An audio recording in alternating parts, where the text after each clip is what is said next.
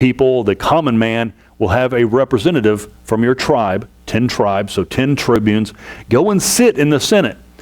So now you can understand what the rich people, what the patricians are talking about, what laws or wars they're talking about. Eventually, this guy will get to vote. You'll actually get 10 votes in the Senate. It's not a lot, but in a tough, controversial issue, these 10 tribunes could play a big role in a controversial issue. And then later on, they'll get something really important. They'll get the power of veto.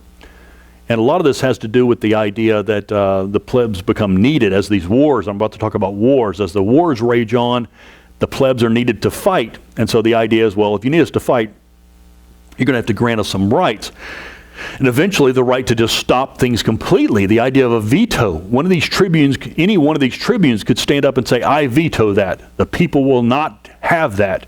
I represent the people, the plebs of Rome, and they will not have that. And if you try to pass this, it'll be revolution. And so the idea is the veto. And so this gives them real power to stop legislation completely in the Senate. The other thing we talk about is the expansion of Rome. This city just grows and grows and grows. It's unstoppable. It's unquenchable, it seems, as they begin to expand. And again, keep in mind that the city is in the knee or the middle part of Italy. And so they will be expanding to the north and the south. There'll be expansion wars to the north and expansion wars to the south. And I do make sure to mention the word war there. They are war people. They'll always be going to war. I do want to also talk about a setback. The Romans don't always win the battles. Now they will win wars, but they do lose sometimes in the battles. One setback is very noteworthy. These people called Gauls invaded. Now the Gauls come from Europe. They had this, we're not really sure where exactly they came from, but they migrated into Europe, and now they migrate into Italy. These are Celtic people. This is a migration of Celtic people. Later on, we'll have a migration of Germans, but these are Celtic people migrating into Europe. Some of them come down into Italy, and in the year 390, they attacked Rome. They actually made it down to the knee of Italy and attack Rome and actually defeated the Romans. And what's left of the Romans is going to be just huddling for their lives on top of one of their hills. The main hill, the high hill of Rome, the Capitoline Hill, that's where we get the word capital from. The high hill of Rome, these last Romans are in refuge there. And they eventually gather up all their money to save their lives and give their money to the Celts, these Gauls. And they go away. The Gauls will actually go away. The Gauls will leave with all the money and go off and settle in the north, up in northern Italy or all the way into France. Eventually, France will be a Gaul place. Now, my reason for bringing this up, this one little setback in this strange story, is a couple of reasons. It shows that the Romans can be beaten occasionally. And also is going to show revenge. They're going to not let this go. The Romans will remember this for hundreds of years, that the Gauls must be paid back. And it will be, if you want to write this in your notes, it'll be Julius Caesar who gets that revenge. It's what makes him very famous, that he gets revenge against the Gauls. I also want to show that after this is all over, the Romans are going to build walls. That we don't want this to happen again, so we need walls. And they will build walls around the 7 hills of Rome. And again, the Romans are really good builders.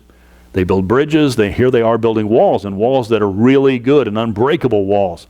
Eventually, they'll have rings of walls. As the city begins to grow outward, they'll have walls and then walls outside of those. So they're wall builders. And it's going to become very important later that this is going to be able to protect the city, unbreakable walls of Rome. Let's continue with the expansion. By 340, they're back at it. So they had a little setback at 390, but by 340, they're back at it.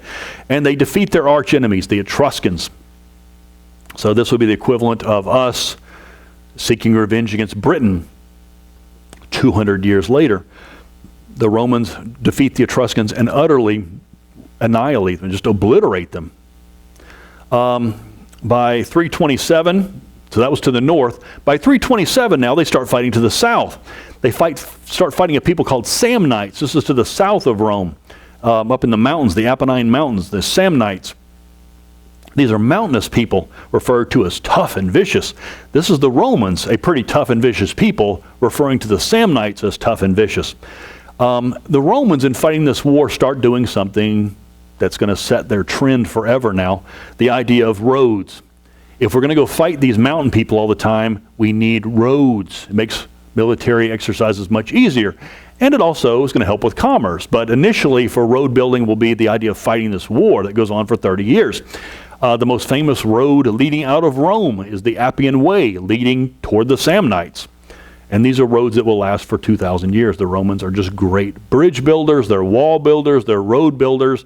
They do things really well when they do it. So once they conquer the Samnites, they will now move to southern Italy. We're talking about the toe and the heel of Italy, where they run into Greeks. Much more sophisticated, much more established Greeks than these Romans. And the Romans become aggressive, just won't let it go, always after these Greeks. The Greeks call for help. You know, these are just colonies here facing this onslaught of Romans. And the Greeks call for help over to mainland Greece, and they get a little help from a guy named Epirus. Pyrrhus, this guy from the area of Epirus.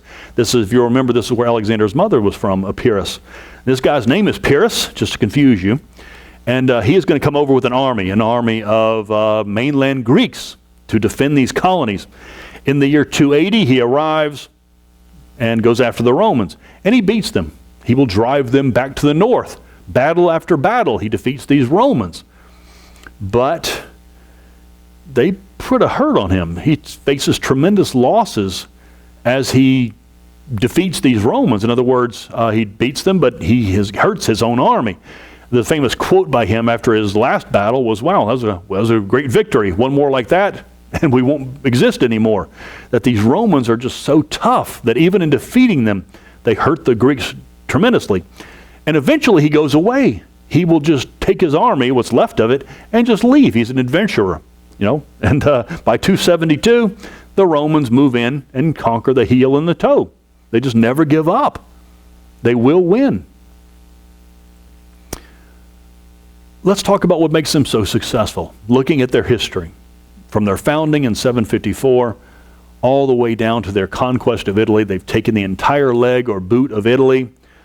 And what is it about them? What makes this city so spectacular on its way toward even more greatness? They're warriors. When you look at them, this is the first thing you notice, that this is a warrior culture. They believe they are descended from Mars. They have blood, wolf's blood in their veins. They like to fight. They're built for fighting. And I would describe them as pit bulls or bulldogs. Once they feel that taste of war, once they are provoked to war, they will never let go. They will constantly come at you, and you can beat them and you can beat them, and they're never going to stop. They're going to win the war. They may lose battles, but they're going to win the war. Secondly, look at defeated people. In defeating people to the north of them and to the south of them, they don't slaughter everyone. Okay, well, they obliterated the Etruscans, but beyond that, they actually are very good allies. Once they defeat you and you recognize that they're superior, an alliance is made between you and between them. And they're great at it. They make alliances and treaties establishing themselves. They are number one. They are the leaders on the peninsula, but you can be number two. You can probably start off at number 3 or number 4, but you could work your way up to number 2 if you cooperate well. And then there's something about these Italians, not just Romans, but Italians period, in that once this is done, once there's a fight and it's over, the agreement is made, and then they're extremely loyal. There's something about the Romans and the Italians, something in the genes or the culture or something, such that a loyalty that is undying. And we're going to come back to this later on. It's going to be very important to the Romans that all these Italians stand by them. It seems almost strange to just accept your place as secondary to the Romans, but they do it. Thirdly, the Romans learn when they see things. They learn it. They adopt things that they like. They will say, we need that. And then they change it. They adapt it. Learning, adopting, and adapting. They're not the most original people, but they are very creative in recognizing what exists outside of them. Learn it, adopt it, and adapt it. For example, the roads. This is something they needed. And if they're going to fight wars, they need these roads, and they make good ones for being able to move armies around. And then it also helps with commerce. Logistics. As you begin to expand further and further out of Rome, you need a process of bringing food to armies and repairing armies. And they naturally do this. They just are naturally orderly in the way that they run businesses and the way that they run armies. Logistics. Next, the Greek phalanx.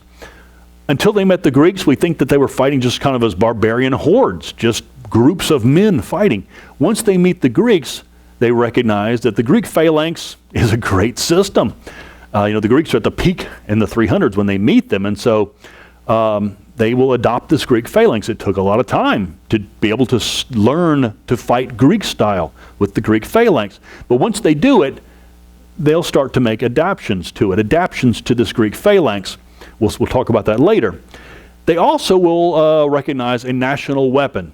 Whereas the Greeks were using a spear, the Romans will adopt a short sword. This will be the weapon of the Romans for a thousand years. This short sword, it's called a gladius. It's not a long swinging sword, it's a short jabbing sword. They will jab down below you, they will hit shields with you, and then jab down or up into your midsection. And most people don't carry armor around their waist or around their thighs, and that's a very vulnerable spot. And the Romans, being sort of shorter than most people around them, this will give them a height advantage. The fact that they're shorter gives them a certain advantage, a lower center of gravity, and they can come up into you and jab up into your midsection. Very important, this Greek-style phalanx used by the Romans, but with a little twist, the idea of a gladius sword rather than spears. And they're very successful in pretty much all that they do.